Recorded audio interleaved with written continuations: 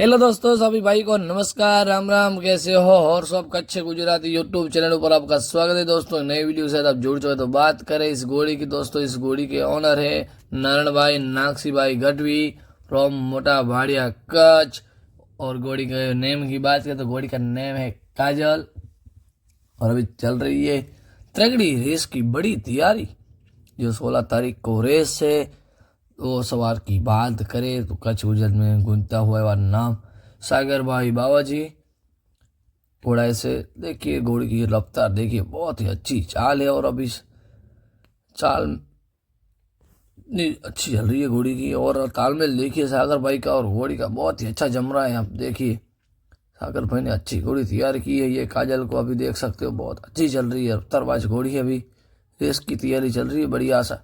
दोस्तों मेरी ये वीडियो आपको पसंद आए तो मेरी यूट्यूब चैनल और सब कच्छ गुजरात को आप लाइक कीजिए, शेयर कीजिए और सब्सक्राइब कीजिए। ऐसे अच्छे अच्छे वीडियो देखने के लिए मेरी यूट्यूब चैनल पर बने रहना दोस्तों। धन्यवाद।